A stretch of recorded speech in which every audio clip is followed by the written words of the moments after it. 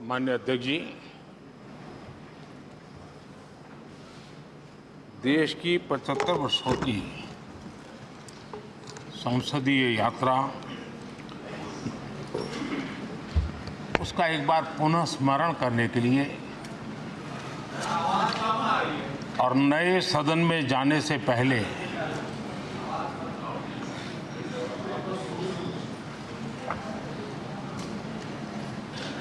उन प्रेरक पलों को,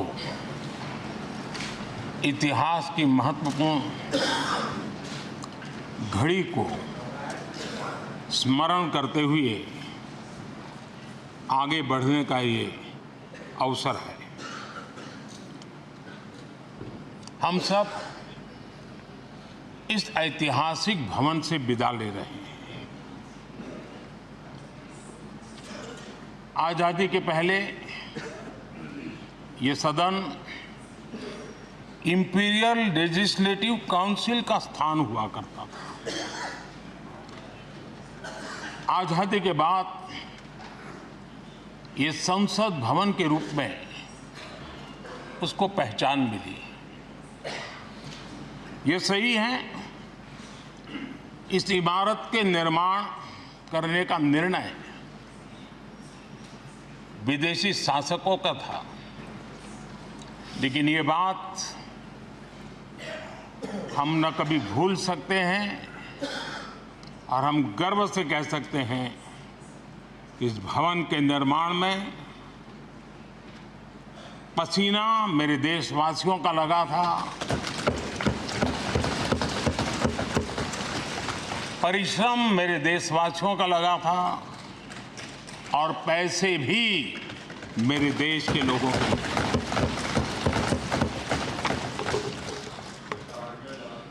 इस 75 वर्ष की हमारी यात्रा ने अनेक लोकतांत्रिक परंपराओं और प्रक्रियाओं का उत्तम से उत्तम सृजन किया है और इस सदन में रहे हुए सबने उसमें सक्रियता से योगदान भी दिया है और साक्षी भाव से उसको देखा भी है। हम भले नए भवन में जाएंगे, लेकिन पुराना भवन भी, ये भवन भी आने वाली पीढ़ियों को हमेशा हमेशा प्रेरणा देता रहेगा।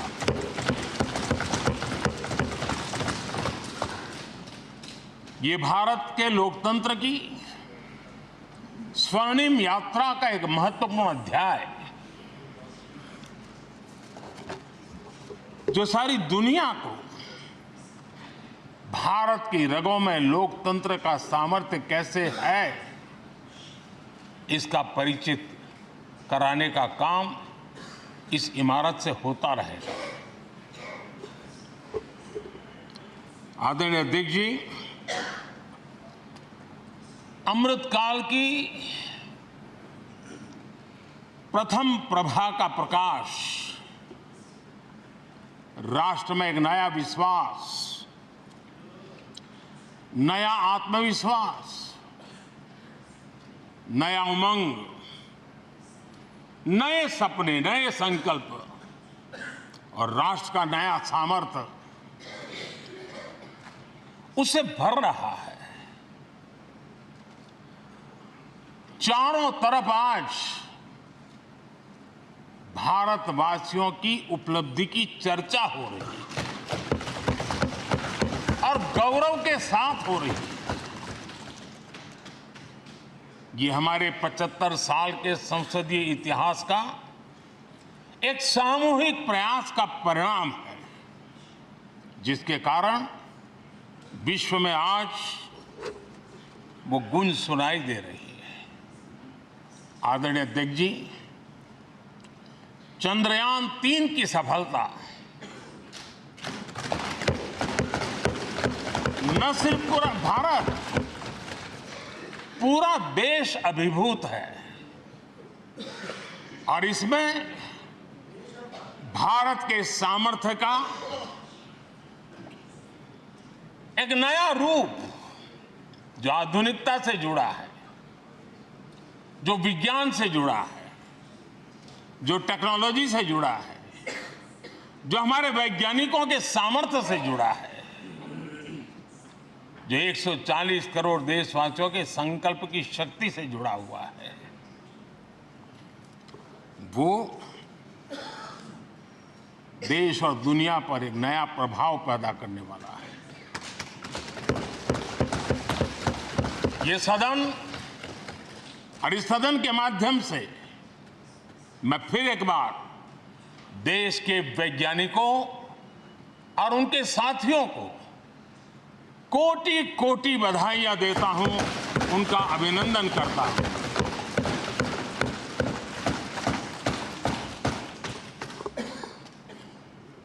आदरणीय अध्यक्ष जी, ये सदन ने भूतकाल में जब नेम की समिट हुई थी, सर्वसम्मति से प्रस्ताव पारित करके देश के इस प्रयास को सराहा था। आज G20 की सफलता को भी आपने सर्वसम्मति से सराहा है। मैं मानता हूं देशवासियों का आपने गौरव बढ़ाया है। मैं आपका आभार व्यक्त करता हूं। G20 की सफलता 140 करोड़ देशवासियों की है। ये भारत की सफलता है, किसी व्यक्ति की सफलता नहीं है, किसी दल की सफलता नहीं है। भारत के फेडरल स्ट्रक्चर ने, भारत की विविधता ने 60 स्थानों पर 200 से अधिक समिट और उसकी मेजबानी हिंदुस्तान के अलग अलग रंग रूप में देश की अलग अलग सरकारों ने बड़े आन बान शान से की, और ये प्रभाव पूरे विश्व भर के मन पर पड़ा हुआ है। ये हम सबके सेलिब्रेट करने वाला विषय है, देश के गौरवगान को बढ़ाने वाला है। और जैसा आपने उल्लेख किया, भारत इस बात के लिए गर्व करेगा, जब भारत अध्यक्ष रहा उस समय अफ्रीकन यूनियन इसका सदस्य बना। मैं उस इमोशनल पल को भूल नहीं सकता जब अफ्रीकन यूनियन की घोषणा हुई और अफ्रीकन यूनियन के प्रेसिडेंट, उन्होंने एक इंटरव्यू में कहा कि मेरे जीवन में ऐसी पल थी, शायद मैं बोलते बोलते रो पड़ूंगा। आप कल्पना कर सकते हैं कि कितनी बड़ी अपेक्षा और आशाएं पूरी करने का काम भारत के भाग्य में आया। आदरणीय अध्यक्ष जी, भारत के प्रति शक करने का एक स्वभाव कई लोगों का बना हुआ है, और जब आजादी मिली तब से चल रहा है। इस बार भी यही था, कोई डिक्लेरेशन नहीं होगा, असंभव है। लेकिन ये भारत की ताकत है कि वह भी हुआ, और विश्व सर्वसम्मति से एक साझा घोषणा पत्र लेकर के आगे का रोड मैप लेकर के यहाँ से प्रारंभ हुआ है। और अध्यक्ष जी, आपके नेतृत्व में, क्योंकि भारत की अध्यक्षता नवंबर के आखिरी दिन तक है, इसलिए अभी हमारे पास जो समय है उसका उपयोग हम करने वाले हैं।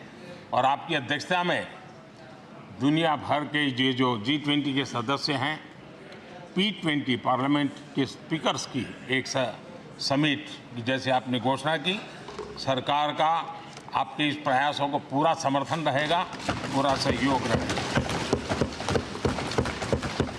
आदरणीय अध्यक्ष जी, हम सबके लिए गर्व की बात है कि आज भारत विश्व मित्र के रूप में अपनी जगह बना पाया है। पूरा विश्व भारत में अपना मित्र खोज रहा है, पूरा विश्व भारत की मित्रता को अनुभव कर रहा है, और उसका मूल कारण है हमारे जो संस्कार है, वेद से विवेकानंद तक जो हमने पाया है। सबका साथ सबका विकास का मंत्र आज विश्व को हमें साथ लाने में जोड़ रहा है। आदरणीय अध्यक्ष जी, ये सदन से विदाई लेना एक बहुत ही भावुक पल है। परिवार भी अगर पुराना घर छोड़कर के नए घर जाता है तो बहुत सारी यादें कुछ पल के लिए उसको झकझोर देती है। और हम जब ये सदन को छोड़ के जा रहे हैं तो हमारा मन मस्तिष्क भी उन भावनाओं से भरा हुआ है, अनेक यादों से भरा हुआ है।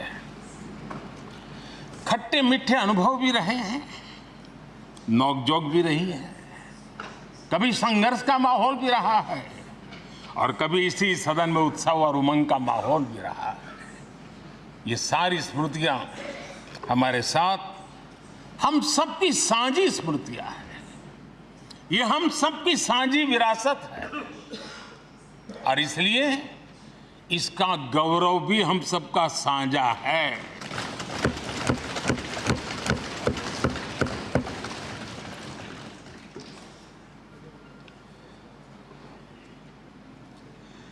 आजाद भारत के नवनिर्माण से जुड़ी हुई अनेक घटनाएं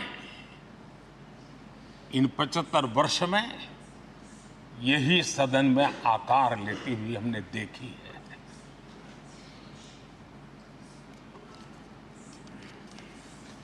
आज हम जब इस सदन को छोड़ करके नए सदन की ओर प्रस्थान करने वाले हैं,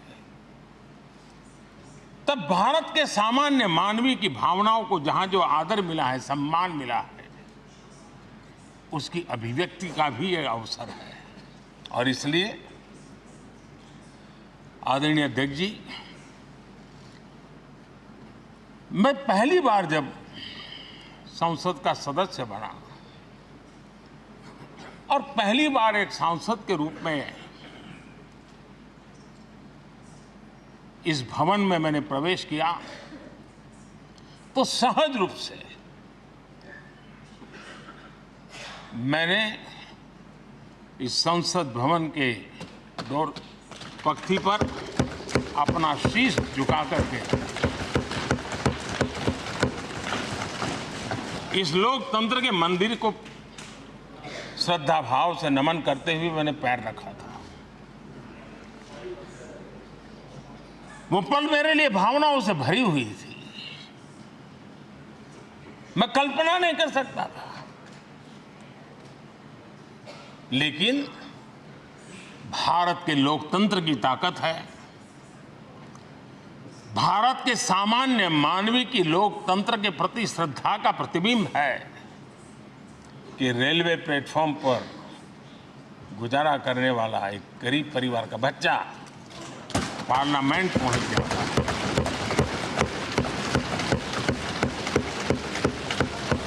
मैंने कभी कल्पना तक नहीं की कि देश मुझे इतना सम्मान देगा, इतना आशीर्वाद देगा, इतना प्यार देगा। सोचा नहीं था अध्यक्ष जी। आदरणीय अध्यक्ष जी, हम में से बहुत लोग हैं जो संसद भवन के अंदर जो चीज़ें लिखी गई उसको पढ़ते भी रहते हैं, कभी कभी उसका उल्लेख भी करते हैं। हमारे यहाँ संसद भवन के प्रवेश द्वार पर एक छांदोग्य उपनिषद का एक वाक्य है, लोक द्वारम करके पूरा वाक्य है। उसका मतलब ये होता है कि जनता के लिए दरवाजे खोलिए और देखिए कि कैसे वो अपने अधिकारों को प्राप्त करती है। हमारे ऋषि मुनियों ने ये लिखा हुआ हमारे प्रवेश द्वार पर लिखा हुआ है। हम सब और हमारे पहले जो यहाँ रहे हैं वो भी इस सत्यता के साक्षी है। आदरणीय अध्यक्ष जी, समय रहते जैसे जैसे वक्त बदलता गया, ये हमारे सदन की संरचना भी निरंतर बदलती रही है और अधिक समावेशी बनती गई है। समाज के हर वर्ग का प्रतिनिधि विविधताओं से भरा हुआ इस सदन में नजर आता है। अनेक भाषाएं हैं, अनेक बोलियां हैं, अनेक पहरवेश हैं, अनेक खान-पान है। सदन के अंदर सब कुछ है और समाज के सभी तबके के लोग, चाहे वो सामाजिक रचना के हो, चाहे आर्थिक रचना के हो, चाहे गांव या शहर के हो, एक प्रकार से पूर्ण रूप से समावेशी वातावरण सदन में पूरी ताकत के साथ जन सामान्य की इच्छा आकांक्षाओं को प्रकट करता रहा है। दलित हो, पीड़ित हो, आदिवासी हो, पिछड़े हो, महिलाएं हो, हर एक का धीरे धीरे धीरे योगदान बढ़ता चला गया है। आदरणीय अध्यक्ष जी, प्रारंभ में महिलाओं की सदस्य संख्या कम थी, लेकिन धीरे धीरे माताओं बहनों ने भी इस सदन की गरिमा को बढ़ाया है। इस सदन के गरिमा में बहुत बड़ा बदलाव लाने में उनका योगदान रहा है। आदरणीय अध्यक्ष जी, प्रारंभ से अब तक एक मोटा हिसाब लगाता था, करीब 7,500 से अधिक जनप्रतिनिधि दोनों सदनों में मिलाकर के योगदान दे चुके हैं। इतने सालों में 7,500 से करीब ज्यादा। इस कालखंड में करीब 600 महिला सांसदों ने भी इस सदन की गरिमा को बढ़ाया है, दोनों सदन की। और आदरणीय अध्यक्ष जी, आप जानते हैं कि इस सदन में आदरणीय इंद्रजीत गुप्ता जी 43 ईयर, अगर मेरी गलती नहीं हो तो 43 ईयर इस सदन में लंबा समय बैठ करके इस सदन के साक्षी बनने का उनको सौभाग्य मिला। और यही सदन है आदरणीय अध्यक्ष जी, जहां शकीकुर रहमान जी 93 की एज में भी सदन में अपना योगदान देते रहे, जबकि उनकी उम्र 93। और आदरणीय अध्यक्ष जी, ये भारत के लोकतंत्र की ताकत है कि 25 साल की उम्र की चंद्रमणि मुर्मू इस सदन की सदस्य बनी थी। सिर्फ 25 साल की उम्र की सबसे छोटी उम्र की सदस्य बनी थी। आदरणीय अध्यक्ष महोदय, वाद विवाद, कटाक्ष, ये सब कुछ हम सब ने अनुभव किया है, हम सब ने इनिशिएट भी किया है, कोई बाकी नहीं है। लेकिन उसके बावजूद भी शायद जो परिवार भाव हम लोगों के बीच में रहा है, हमारे पहले की पीढ़ियों में भी रहा है, जो लोग प्रचार माध्यमों से हमारे यहाँ का रूप देखते हैं और बाहर निकलते ही हमारा जो अपनापन होता है, परिवार भाव होता है, वो एक अलग ही ऊंचाई पर ले जाता है। और ये भी इस सदन की ताकत है, एक परिवार भाव। और उसके साथ साथ हम कभी कड़वाहट पाल करके नहीं जाते हैं, हम उसी प्यार से सदन छोड़ने के कई वर्षों के बाद भी मिल जाए तो भी उस प्यार को कभी भूलते नहीं है, उस स्नेह भरे याद दिनों को भूलते नहीं है। वो मैं अनुभव कर सकता हूं।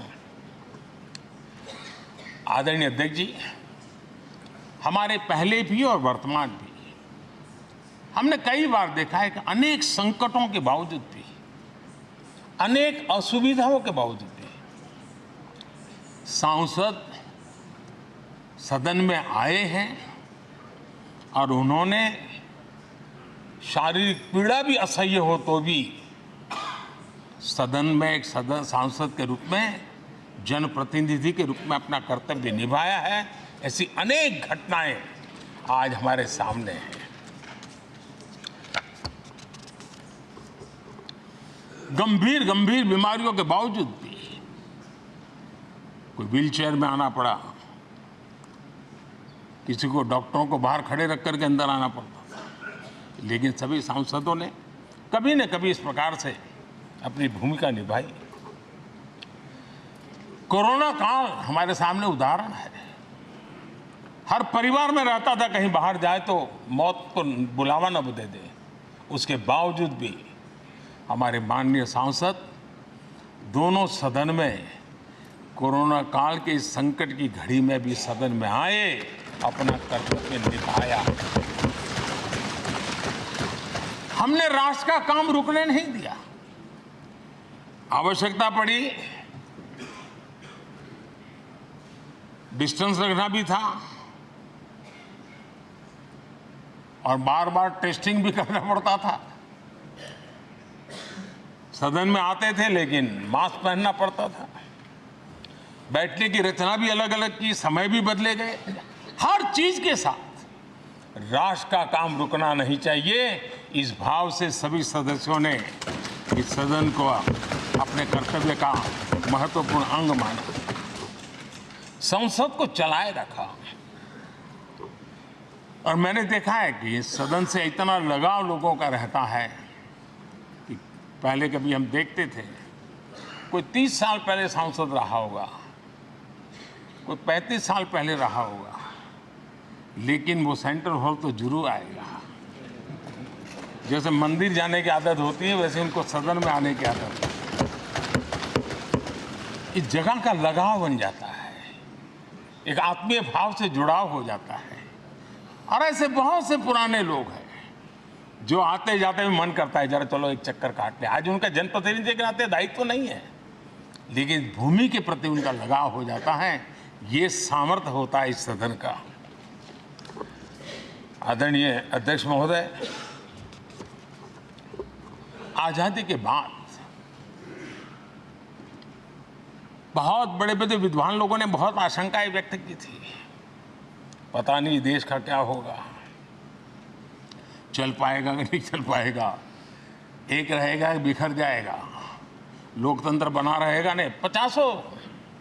लेकिन इस देश की संसद की ताकत है कि पूरे विश्व को गलत सिद्ध कर दिया और ये राष्ट्र पूरे सामर्थ्य के साथ आगे बढ़ता रहा।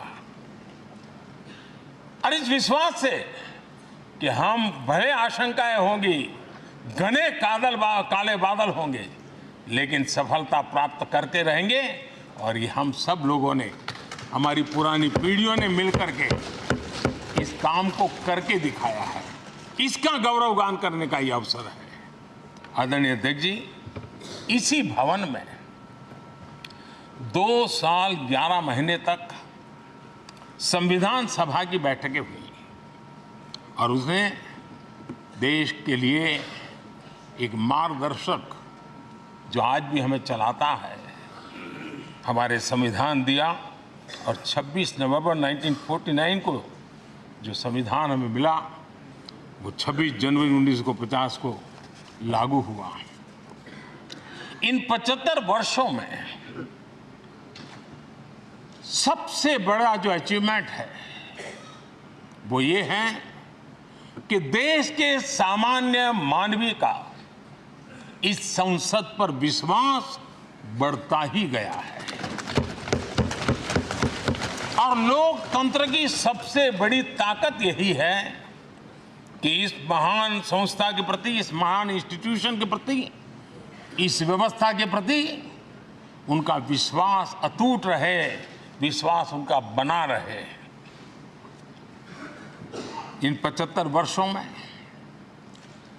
हमारी संसद ने जन भावनाओं की अभिव्यक्ति का भवन भी बना दिया। यहाँ जन भावनाओं की पुरजोश अभिव्यक्ति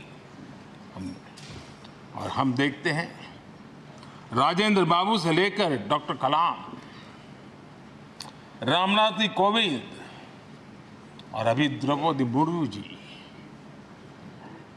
इन सब के संबोधन का लाभ हमारे सदनों को मिला है, उनका मार्गदर्शन मिला है।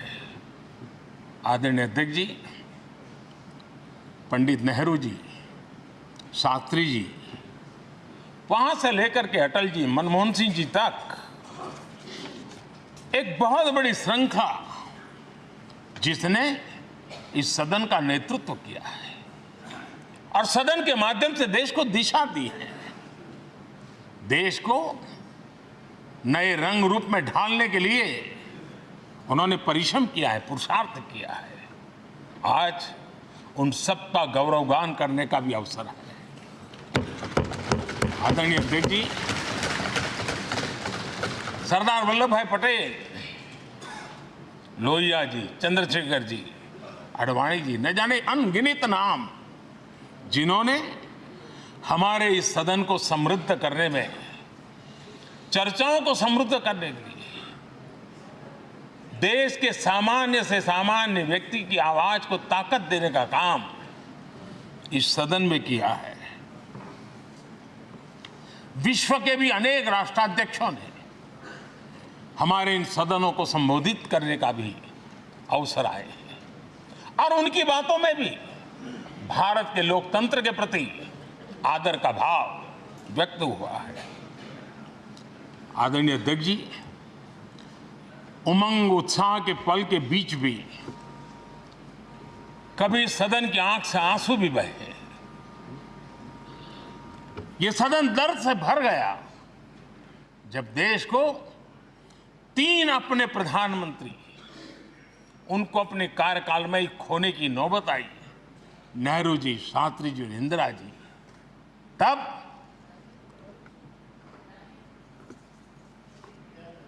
ये सदन अश्रुभीनी आंखों से उन्हें विदाई दे रहा था। आदरणीय अध्यक्ष जी, अनेक चुनौतियों के बावजूद भी हर स्पीकर ने, हर सभापति ने बेहतरीन तरीके से दोनों सदनों को सुचारू रूप से चलाया है और अपने कार्यकाल में उन्होंने जो निर्णय किए हैं, वो निर्णय मावलंकर जी से काल से शुरू हुए हो या सुमित्रा जी के कालखंड के हो या बिरला जी के, आज भी उन निर्णयों को रेफरेंस पॉइंट माना जाता है।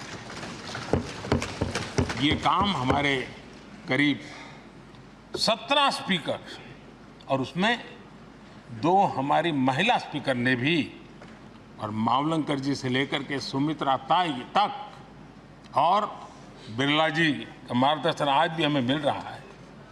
हर एक ने अपनी अपनी शैली रही है, लेकिन उन्होंने सबको साथ लेकर के नियमों कानूनों के बंधन में इस सदन को हमेशा ऊर्जावान बनाए रखा है। मैं आज उन सभी स्पीकर महोदय को भी आज वंदन करता हूं, अभिनंदन करता हूं।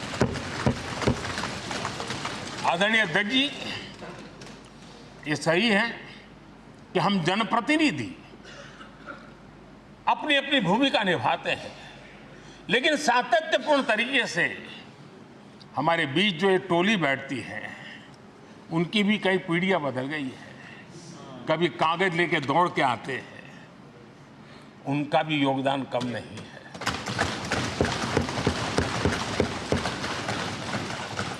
हमें कागज पत्र पहुंचाने के लिए दौड़ते हैं, सदन में कोई गलती ना हो जाए, उसके निर्णय में कोई गलत ना हो जाए, उसके लिए वो चौकन्ने रहते हैं।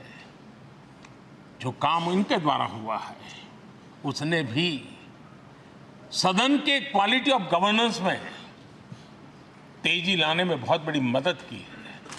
मैं उन सभी साथियों का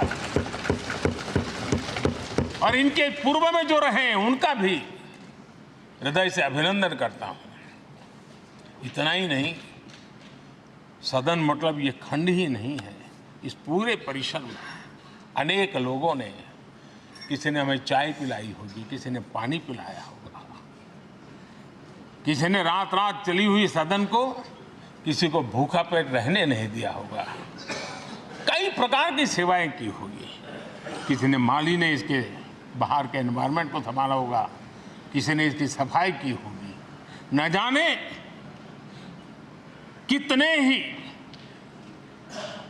अनगिनत लोग होंगे जिन्होंने हम सब अच्छे ढंग से काम कर सके, और यहां जो काम हो वो काम देश को आगे बढ़ाने के लिए अधिक से अधिक तेजी से हो, उसके लिए जो माहौल बनाना, व्यवस्था बनाना, उसके लिए जिसने योगदान दिया है,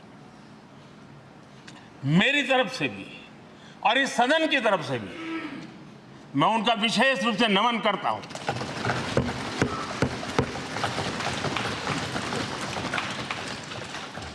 आदरणीय अध्यक्ष जी, लोकतंत्र का ये सदन, आतंकी हमला हुआ, पूरे विश्व में यह आतंकी हमला एक इमारत पर नहीं था, ये मदर ऑफ डेमोक्रेसी एक प्रकार से हमारी जीवात्मा पर यह हमला था। ये देश उस घटना को कभी भूल नहीं सकता है, लेकिन आतंकियों से लड़ते लड़ते सदन को बचाने के लिए और हर सदस्य को बचाने के लिए जिन्होंने अपने सीने पर गोलियां झेली, आज मैं उनको भी नमन करता हूं। हमारे बीच नहीं है, लेकिन उन्होंने बहुत बड़ी रक्षा की है। आदरणीय अध्यक्ष जी, जब आज हम इस सदन को छोड़ रहे हैं, तब मैं उन पत्रकार मित्रों को भी याद करना चाहता हूं जिन्होंने जीवन में, कुछ लोग तो ऐसे हैं जिन्होंने पूरा जीवन अपने कार्यकाल में संसद के काम को ही उन्होंने रिपोर्ट किया है। एक प्रकार से वो जीवंत साक्षी रहे हैं। उन्होंने यहां की पल पल की जानकारी देश तक पहुंचाई, और तब तो ये सारा टेक्नोलॉजी अवेलेबल नहीं थी। तब वही लोग थे जो यहां की बात पहुंचाते थे, और उनका सामर्थ्य था वो अंदर की भी पहुंचाते थे और अंदर के अंदर की भी पहुंचाते थे।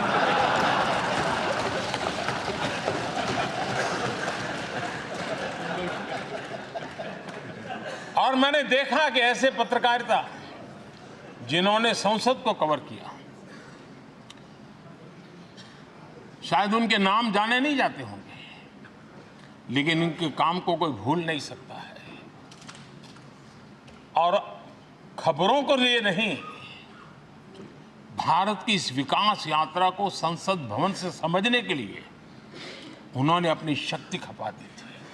आज भी पुराने जो पत्रकार मित्र मिल जाते हैं और जिन्होंने कभी संसद को कवर किया हो, तो ऐसी अननोन चीजें बताते हैं जो उन्होंने अपनी आंखों से देखी होती, कान से सुनी होती है, जो अचरज करने वाली होती है। यानी एक प्रकार से जैसी ताकत यहाँ की दीवारों की रही है, वैसा ही दर्पण उनकी कलम में रहा है, और उस कलम ने देश के अंदर संसद के प्रति, संसद सदस्यों के प्रति एक अहोभाव का भाव जगाया है। मैं आज, कई पत्रकार बंधु होंगे जो रहे नहीं होंगे, लेकिन मेरे लिए जैसा ये सदन छोड़ना भावुक पल है, मैं पक्का मानता हूं इन पत्रकार बंधुओं के लिए भी ये सदन छोड़ना उतना ही भावुक पल होगा, क्योंकि इनका लगाव हमसे भी ज्यादा रहे हैं। कुछ तो पत्रकार ऐसे होंगे जो हम लोगों की टर्म से भी समय उन्होंने काम किया होगा। आज उनके उस महत्वपूर्ण लोकतंत्र की ताकत बनने के लिए, योगदान देने के लिए भी याद करने का अवसर है। आदरणीय अध्यक्ष जी, जब हम सदन के अंदर आते हैं, हमारे यहां नाद ब्रह्म की कल्पना है। हमारे शास्त्रों में माना गया है किसी एक स्थान पर अनेक बार एक ही लय में उच्चारण होता है तो वो तपोस्थली बन जाता है, उसके एक पॉजिटिव वाइब होते हैं। नाद की एक ताकत होती है जो स्थान को सिद्धि स्थान में परिवर्तित कर देती है। मैं मानता हूं ये सदन भी उस 7,500 जनप्रतिनिधियों के द्वारा बार बार जो शब्द गूंजे हैं, जो वाणी यहां गूंजी है, उसने इस सदन में हम बैठकर आगे चर्चा करें या ना करें, लेकिन इसकी गूंज इसे तीर्थ क्षेत्र बना देती है।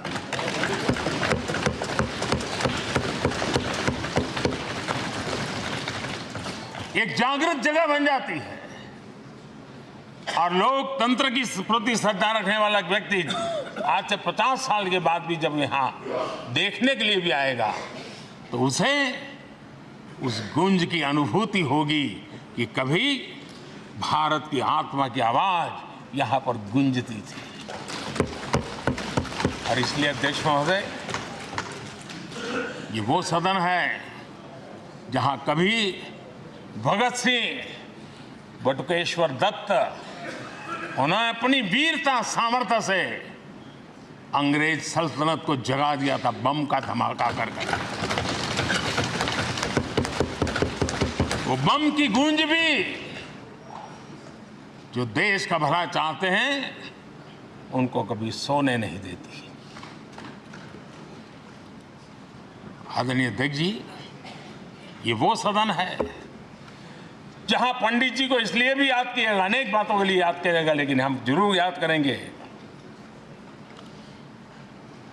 इसी सदन में पंडित नेहरू का at the stroke of midnight की गूंज हम सबको प्रेरित करती रहेगी।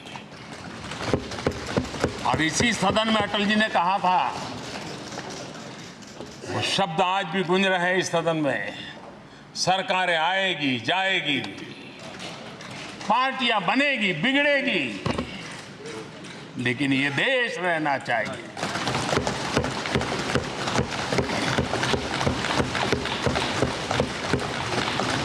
आदरणीय अध्यक्ष जी, पंडित नेहरू की जो प्रारंभिक मंत्री परिषद थी, बाबा साहब आम्बेडकर जी एक मंत्री के रूप में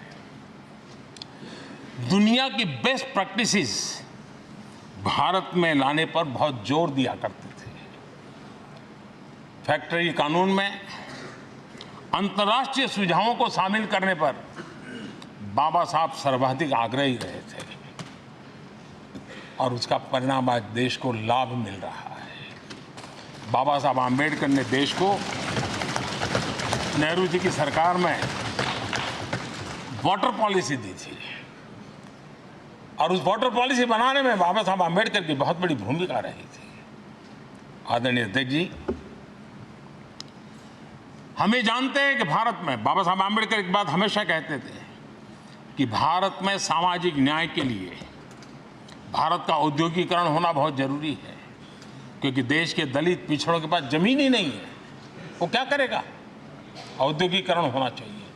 और बाबा साहब इस बात को मान करके डॉक्टर श्यामा प्रसाद मुखर्जी, जो पंडित नेहरू के मंत्री थे, उन्होंने इस देश में और पहले वाणिज्य मंत्री के रूप में और उद्योग मंत्री के रूप में उन्होंने इंडस्ट्री पॉलिसी इस देश में लाई थी। आज भी कितनी ही इंडस्ट्री पॉलिसी बने, लेकिन उसकी आत्मा वही होती है जो पहली सरकार के थी और उनका भी बहुत बड़ा अहम योगदान रहा था। आदरणीय अध्यक्ष जी, लाल बहादुर शास्त्री जी ने 65 के युद्ध में हमारे देश के जवानों में का हौसला बुलंद करना, उनके सामर्थ्य के लिए को पूरी तरह राष्ट्र हित में झोंक देने की प्रेरणा इसी सदन में से दी थी लाल बहादुर शास्त्री का। और यहीं पर उन्होंने ग्रीन रिवॉल्यूशन के लिए एक मजबूत नींव लाल बहादुर शास्त्री जी ने रखी थी।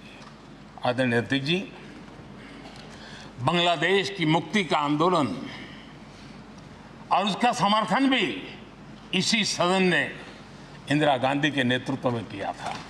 यही इसी सदन ने इमरजेंसी में लोकतंत्र पर होता हुआ हमला भी देखा था और इसी सदन ने भारत के लोगों की ताकत को एहसास कराते हुए मजबूत लोकतंत्र की वापसी भी इसी सदन ने देखी थी। वो राष्ट्रीय संकल्प भी देखा था, ये सामर्थ्य भी देखा था। आदरणीय अध्यक्ष जी, ये सदन इस बात का हमेशा ऋणी रहेगा क्योंकि इसी सदन में हमारे पूर्व प्रधानमंत्री चरण सिंह जी ने ग्रामीण मंत्रालय का गठन किया था, रूरल डेवलपमेंट मिनिस्ट्री। इसी सदन में मतदान की उम्र 21 से 18 करने का निर्णय हुआ था और देश की युवा पीढ़ी को इसका योगदान देने के लिए प्रेरित किया गया, उत्साहित किया गया था। हमारे देश ने गठबंधनों की सरकारें देखी, पीपी सिंह जी हो, चंद्रशेखर जी, और बाद में एक सिलसिला चला। लंबे अरसे से एक दिशा में देश जा रहा था, आर्थिक नीतियों के बोझ तले देश दबा हुआ था, लेकिन नरसिम्हा राव की सरकार थी जिन्होंने हिम्मत के साथ पुरानी आर्थिक नीतियों को छोड़ करके नई राह पकड़ने का फैसला किया था, जिसके आज देश को परिणाम मिल रहे हैं। अटल बिहारी वाजपेयी जी का सरकार भी हमने इसी सदन ने देखी। सर्व शिक्षा अभियान देश में आज वो महत्वपूर्ण बन गया है। आदिवासी कार्यालय मंत्रालय अटल जी ने बनाया, नॉर्थ ईस्ट का मंत्रालय अटल जी ने बनाया। न्यूक्लियर टेस्ट भारत के सामर्थ्य का परिचायक बन गया। और इसी सदन में मनमोहन जी की सरकार कैश फॉर वोट को भी, उस कांड को भी सदन ने देखा है। आदरणीय अध्यक्ष जी, सबका साथ सबका विकास का मंत्र, अनेक ऐतिहासिक निर्णय, दशकों से लंबित विषय, उनका स्थायी समाधान भी इसी सदन में हुआ। आर्टिकल 370, ये सदन हमेशा हमेशा गर्व के साथ कहेगा, इस सदन के कारण one nation one tax, GST का निर्णय भी इसी सदन ने किया। One rank one pension, OROP, ये भी इसी सदन ने देखा। गरीबों के लिए 10% आरक्षण कोई विवाद के बिना पहली बार देश में करने में सफल रहे। आदरणीय अध्यक्ष जी, भारत के लोकतंत्र में तमाम उतार चढ़ाव हमने देखे और ये सदन लोकतंत्र की ताकत है, लोकतंत्र की ताकत की साक्षी है, जन विश्वास का एक केंद्र बिंदु रहा है। इस सदन की विशेषता देखिए और दुनिया के लोगों का आज भी ऐतराज होता है। ये सदन है जिसमें कभी 4 सांसद वाली पार्टी सत्ता में होती थी और 100 सदस्य वाली पार्टी विपक्ष में बैठती थी। ये भी सामर्थ्य इस सदन के लोकतंत्र की ताकत का परिचय कराता है। और यही सदन है जिसमें एक वोट से अटल जी की सरकार गई थी और लोकतंत्र की गरिमा को बढ़ाया था। ये भी इसी सदन में हुआ। आज अनेक छोटी छोटी रीजनल पार्टियों का प्रतिनिधित्व हमारे देश की विविधता को, हमारे देश के एस्पिरेशंस का एक प्रकार से वो आकर्षक केंद्र बिंदु बना है।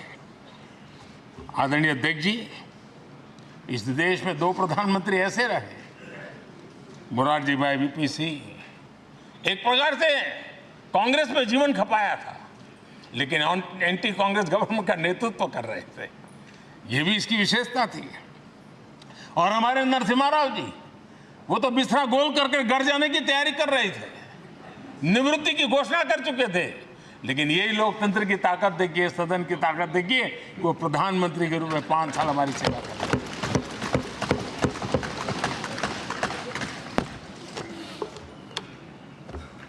आदरणीय अध्यक्ष जी, सबकी सहमति से कठिन से कठिन कार्य होते हुए हमने देखे हैं। 2000 की साल थी, अटल जी की सरकार थी। इसी सदन ने 3 राज्यों का गठन सर्वस्वीकृति से किया और बड़े उमंग उत्साह से किया। जब छत्तीसगढ़ की रचना हुई तो उत्सव छत्तीसगढ़ ने भी मनाया, उत्सव मध्य प्रदेश ने भी मनाया। जब उत्तराखंड की रचना हुई तो उत्सव उत्तराखंड ने भी मनाया, उत्सव उत्तर प्रदेश ने भी मनाया। जब झारखंड की रचना हुई तो उत्सव झारखंड ने भी मनाया, उत्सव बिहार ने भी बताया। ये हमारे सदन का सामर्थ्य, सब सहमति का वातावरण बना करके। लेकिन कुछ कड़वी यादें वो भी हैं कि तेलंगाना के हक को दबोचने के लिए भारी प्रयास हुए, खून की नदियां भी बही और बनने के बाद न तेलंगाना उत्सव मना पाया, न आंध्र उत्सव मना पाया। एक कटुता के बीज बो दिए गए। अच्छा होता उसी उमंग और उत्साह के साथ हम तेलंगाना का निर्माण करते तो एक नई ऊंचाई पर आज तेलंगाना पहुंच चुका होता। आदरणीय अध्यक्ष जी, संविधान सभा ने, आदरणीय अध्यक्ष जी, इस सदन की परंपरा रही है। संविधान सभा ने उस समय अपना दैनिक भत्ता 45 रुपये से कम करके 40 कर दिया था। उनको लगा हमें इसको कम करना चाहिए। आदरणीय अध्यक्ष जी, यही सदन है कैंटीन में मिलने वाली सब्सिडी, जो बहुत कम पैसे में खाना मिलता था, इसी सदस्यों ने उस सब्सिडी को भी खत्म कर दिया और पूरा पैसा देकर के अब कैंटीन में खाते हैं। आदरणीय अध्यक्ष जी, कोरोना काल में जब जरूरत पड़ी तो यही सांसद जिन्होंने एमपी लेड फंड को छोड़ दिया और देश को इस संकट की घड़ी में मदद करने के लिए आगे आए। इतना ही नहीं, कोरोना काल में इसी सदन के सांसदों ने अपने तनख्वाह में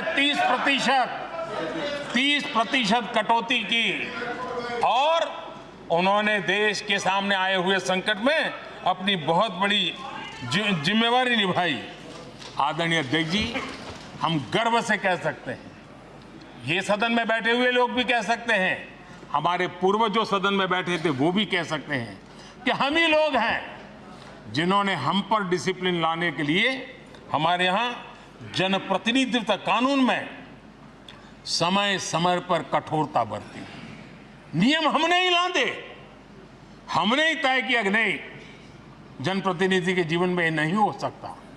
मैं मानता हूं ये जीवंत लोकतंत्र का बहुत बड़ा उदाहरण है और ये सदन ने दिया है, यही माननीय सांसदों ने दिया है और हमारी पुरानी पीढ़ी के सांसदों ने दिया है। और मैं मानता हूं कि कभी कभी उन चीजों को भी याद करना चाहिए। आदरणीय अध्यक्ष जी, हम जो वर्तमान सांसद हैं उनके लिए तो ये विशेष सौभाग्य का अवसर है। सौभाग्य का अवसर इसलिए है कि हमें इतिहास और भविष्य दोनों की कड़ी बनने का अवसर मिल रहा है।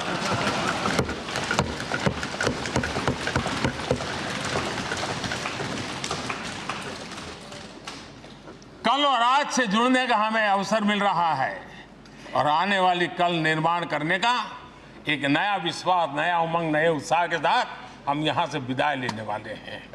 आदरणीय अध्यक्ष महोदय, आज का दिवस सिर्फ और सिर्फ इस सदन के सभी 7,500 जनप्रतिनिधि रह चुके हैं उनके गौरवगान का पल है। इन दीवारों से हमने जो प्रेरणा पाई है, जो नया विश्वास पाया है, उसको लेकर जाने का है। बहुत सी बातें ऐसी थी जो सदन में हर किसी की ताली की हकदार थी, लेकिन शायद राजनीति उसमें भी आड़े आ रही है। नेहरू जी के योगदान का गौरव गान अगर इस सदन में होता है, कौन सदस्य होगा जिसको ताली बजाने का मन न कर जाए। लेकिन उसके बावजूद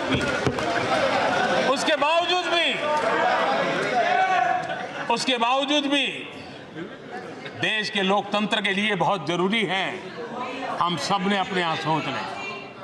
आदरणीय अध्यक्ष जी,